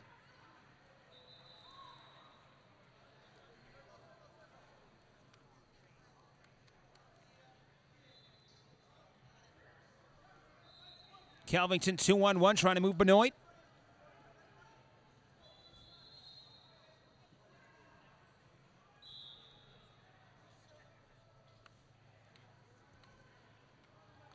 Kelvington had an underhook. No score, 60 seconds in. We're 30 away from parterre. And Benoit Look for a head throw now. He's going to spin around behind. He's on the board first, 1-0. Drops to a gut. Able to pop his hips through for 2, 3-0.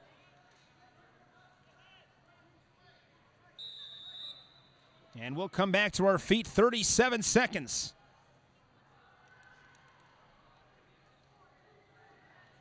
Kelvington losing a contact, so he's going to walk over and give it to Travis Rutt.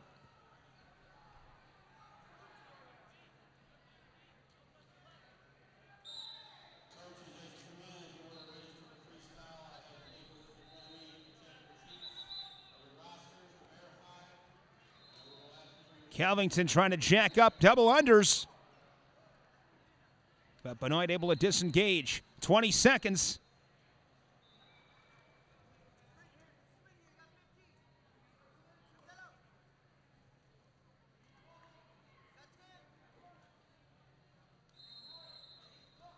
And Benoit able to throw Kelvington to his back inside of 5 seconds. Can he get the pin?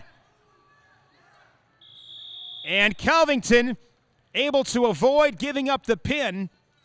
He's going to lose the period 6-0. And that could have been disaster for Team Minnesota. So Kelvington survives to see the second period. And I'm in no way predicting this, but sometimes you'll see that 6-0 period like we just saw, and guy looks like he's real close to being pinned, able to fight it off, and then he's able to capitalize on that opportunity. And, you know, maybe a guy like Kelvington able to take down Benoit, get a gut, score some points. Who knows? But we'll see. We'll see if Kelvington can, if anything, again, I keep going back to scoring that point, not getting pinned. You know, you credit him in that situation to not give up the 5, to not get pinned. That was close.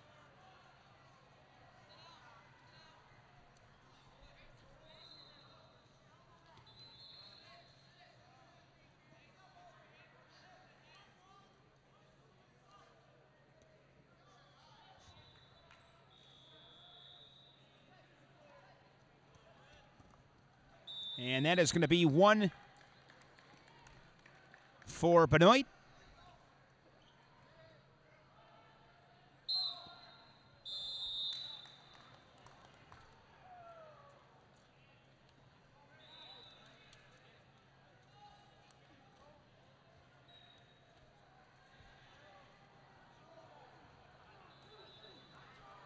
This is just vintage Illinois wrestling. Another tally, 2-0. 55 seconds.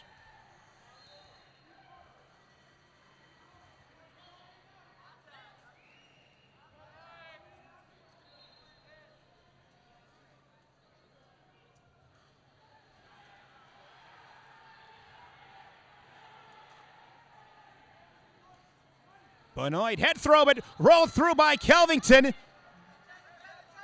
And Kelvington leading now here in this period. 20 seconds away from forcing a deciding third period. Kelvington showing a lot of guts and toughness in the second period. Now it says 5-2. I think they scored that. I didn't see how they scored that. Okay, that was one of those maybe 2-2, or I'm not sure. But Kelvington does score. Oh, big time throw from Benoit. Wow. Period was already over. It was 3-3. So that was not I'm trying to figure out if that was a fall or not. They took the score down immediately right away. It looks like, but I'm not asking if he got the 5. I want to know if it was a pin. Because if it's a 5, he got would have gotten the tech. If it's a pin, he gets the 5. Score says 31-18. So we'll see how this was sorted out. If he gets, if it's a fall, it's Minnesota 5 and Illinois nothing. If it was 2 3s, it'd be a tech, but that would be 4 for Minnesota and 1 for Illinois, having seen Kelvington score in that second period. Tech fall, so no pin. So that answers my question. So Kelvington gives Minnesota 1 there at 19. And 4 more for Illinois, so 30-19. Things happen so quick, the scoring so quick, trying to, keep an eye on the action at the same time, peeking at the judge to my left and then the chairman across the way. That was good action in that second period. Kelvington, I give him credit. For a second there, he was able to get on the board, but it came right back at him, and that was a cool throw. 182. 182, we have Timothy Grote. He's 2-2 overall out of Libertyville. He's a little rough for day today, 0-2. And how about for Minnesota? For Minnesota, we got Wyatt Richardson. Wyatt is 3-2 for the tournament, and he's out of Grand Meadow, Minnesota, representing Southeast Minnesota. Grote and Richardson here at 182, 30-19. Illinois leading Minnesota up by 11.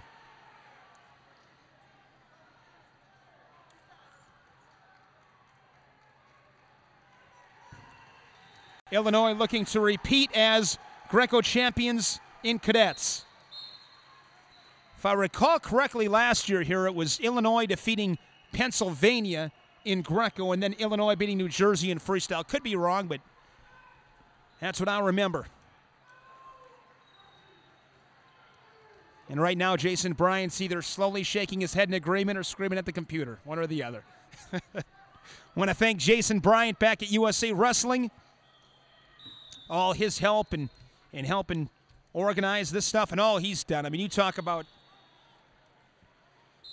getting a lot of great stuff done since Jason Bryant was brought on board. Man, I think it's been about 3 years already. I mean, the stuff with these video broadcasts and all the interviews and stuff they do, and social media has exploded. He's played a key role in that. Adam Fenn with Wrestling Video Solutions and the way he's been able to integrate the graphics and the score with track wrestling. Good stuff. Wrestling's come a long way media-wise the last 5 years, no question. All right, Grote. After a scoreless minute and a half, he'll go on bottom parterre.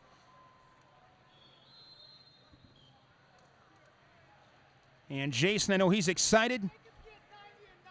Him and his wife, Abby, expecting. And hoping all goes well for Jason and Abby. And he'll never be the same as he'll get his first one.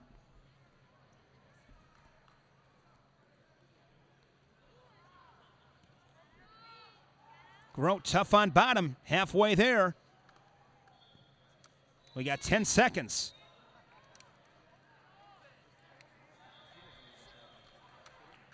And Grote. Oh, that's going to be a caution and 1 to Minnesota. Caution and 1, so Minnesota, Richardson takes the period 1-0. And maybe, just maybe, that'll help vault Minnesota a little bit.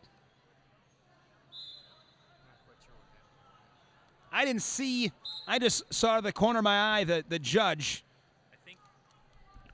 I think it was because he wasn't opening up, and he kept getting cautioned for, the ref kept telling him, open up, open up, open up, and he never really did. Fireworks on the mat next to us, a 5 throw. I didn't see it, but that is, I believe, Florida. Maybe not. Whoever it is, they're excited. That's Iowa. Iowa, look at those guys. There's, a 5-point throw in wrestling is, it's at heavyweight, it's the 475-foot, blast off the bat of, Albert Pujols. I mean, you hear the ooh and the ahs. So Richardson takes that first period 1-0.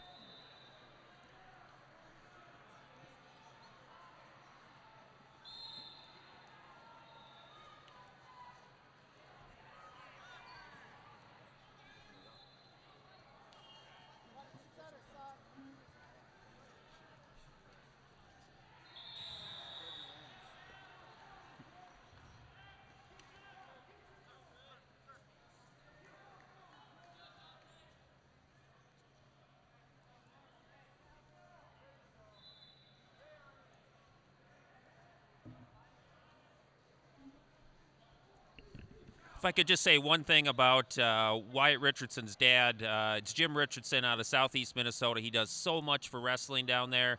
He runs a great little Greco camp. He just does so much for Minnesota wrestling. I know he's watching his son right now, and he's real excited. And just want to say hi to Jim, and we're all rooting for Wyatt. And you bring up a great point, Steve. I mean, these are the guys you see wrestling, but this is parents, coaches, administrators. When you build something like Illinois and Minnesota have, that takes a ton of time and commitment, sacrifice from a lot of people. Nobody accomplishes anything great by themselves. I mean, you're only as good as your weakest link, the people around you. Yeah, no, you're absolutely right. And Jim's one of those guys for Minnesota wrestling. His, as he calls it, his barn door is always open, and he welcomes anybody down there who wants to get better at the summer wrestling. Well said.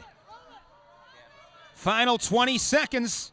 Richardson, he took that first period 1-0, trying to do the same here in the second. It'd be 3 for Minnesota, and they would keep Illinois off the board. Inside of 10 seconds. Richardson strong in his power tear defense on bottom, and time is going to run out on Grote of Illinois. And a big win, one Minnesota had to have. And they pulled to within 8, 30-22. 3 matches to go.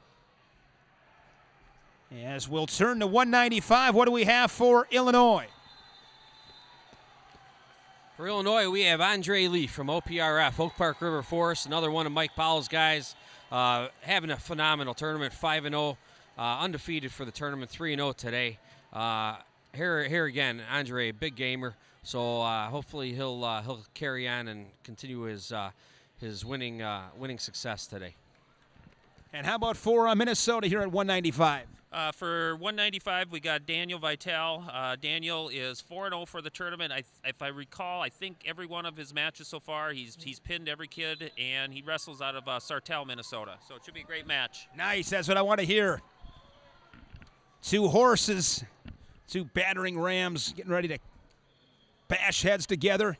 I saw Lee at the Illinois Greco tournament, and again, athlete. That's what I remember with him, just plowing through everybody.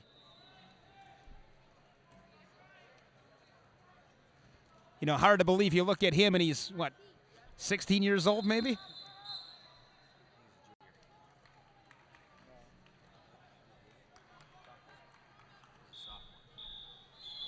Just got done with a sophomore year in high school? Yes, at OPRF. I got a son that's going to be a junior in high school, 16 years old, and I can tell you he doesn't look anything like Lee. This is a man. This is a man. You know, probably, you know, one of those guys shaving at 8.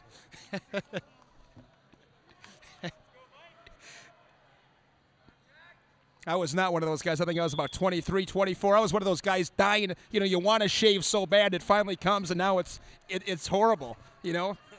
Such a pain. No score, 45 seconds in.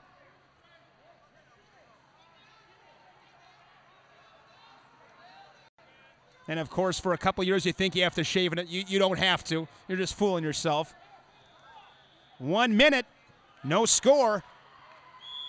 2 guys that are having success here at the cadet duels. And there's Lee. You see that strength.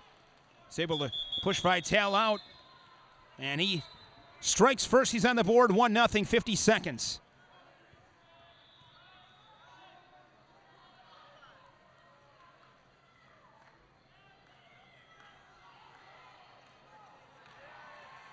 Lee 2-on-1.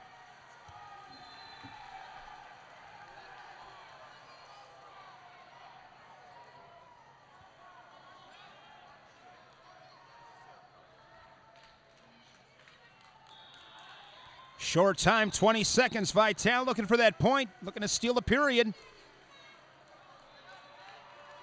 See if he's got anything in his bag of tricks. He's got to go quick, only 10 ticks.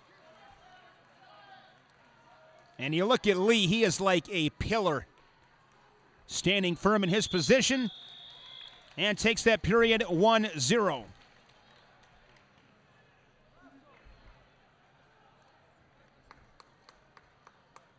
believe this is unofficial, but I believe with a victory by Illinois here, that would ice up the championship for Team Illinois. I got 30-22.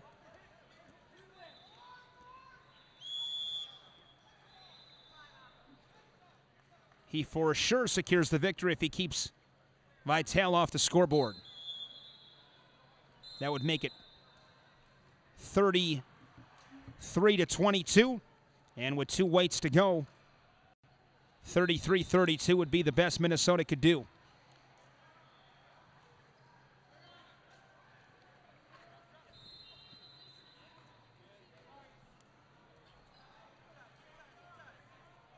Been a lot of fun these last couple of days in Daytona Beach, Florida. Greco competition, putting a cherry on top of that in this final with Illinois and Minnesota. And then tomorrow we'll turn the page to freestyle. Action beginning tomorrow morning. Again, we'll have that final right here on the mat.com. That'll be on Saturday, I believe late afternoon.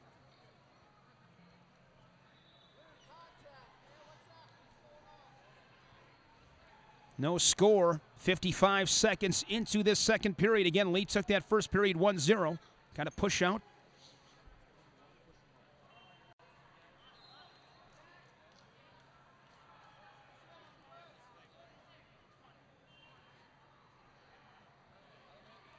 .20 from Parterre.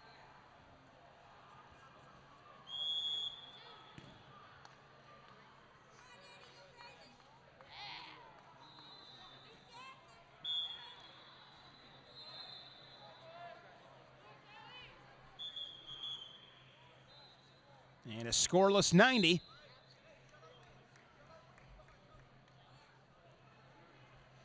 Vitale will go on bottom.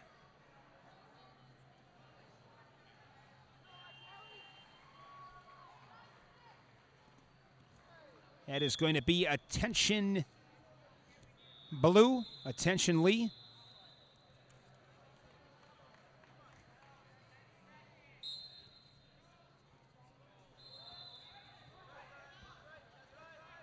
A gut. That's hand-to-hand for one. Goes the other way. And Vitale, couple of points. I couldn't see the referee was right in my sight line, so I could hear that Minnesota side getting excited. I think it's 2-2, but Vitale's got a 2. Scoreboard reads 2-2 right now, and Steve letting me know that Vitale's he'd have the 2, so he'd have the higher point value. They'll talk things over at the table. How big would this be? Like I said, Lee with a chance to ice it up for Illinois, and just 20 seconds away from doing that in a good little flurry.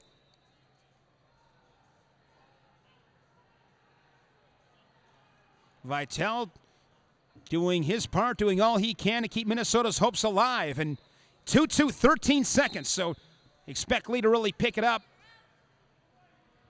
Vitale looking to hang on, force a third.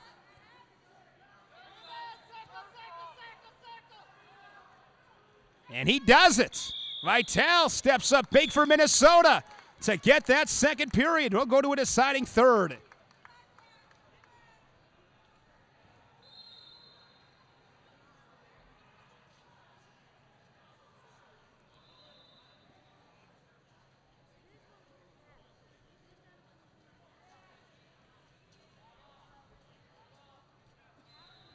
Great summer of wrestling, of course. Had schoolboys last week. Now we got the cadets, juniors coming up. Then it'll be Fargo, but all eyes will be on London. Really excited about this United States Olympic team. Got a good feeling with some of these guys. Trials were phenomenal in Iowa City. What a great place to have those. Sold out. Carver Hawkeye Arena. Just a great experience, and I can tell you, if you didn't make it in 2012, seriously, you got to get there in 2016. That is It's one of those things kind of like NCAA championships. You go once, you don't want to miss it again. It's pretty awesome. We're 25 seconds into this third period, no score.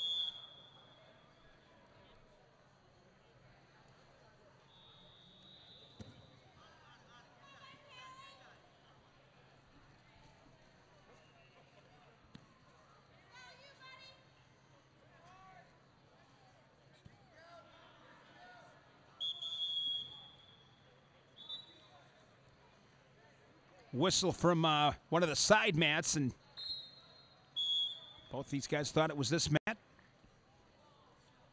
Back at it, action resuming. Coming up on 1 minute.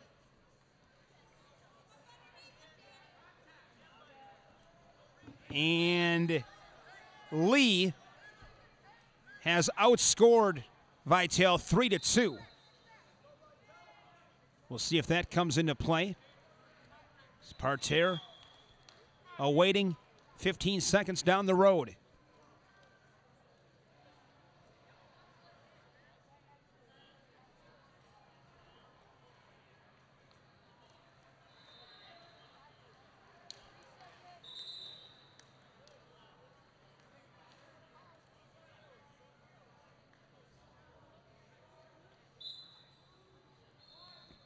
All right, so Lee with choice, and he's getting instructions from Brian Medlin there on that Illinois bench saying, down, you're going down. And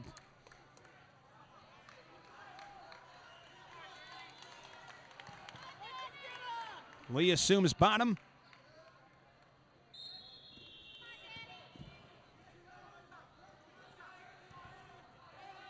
Vitale working hard, doing all he can, but Lee is like twisted steel.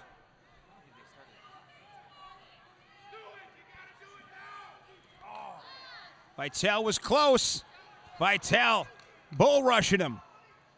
Inside 15 seconds. I don't think the clock started right away. And there's a point for Lee. And if the clock indeed did not start right, in the end didn't matter. So Illinois and Lee get the win at 195. And I believe that ices things up for Illinois. They're up 33-23. I'd have to count.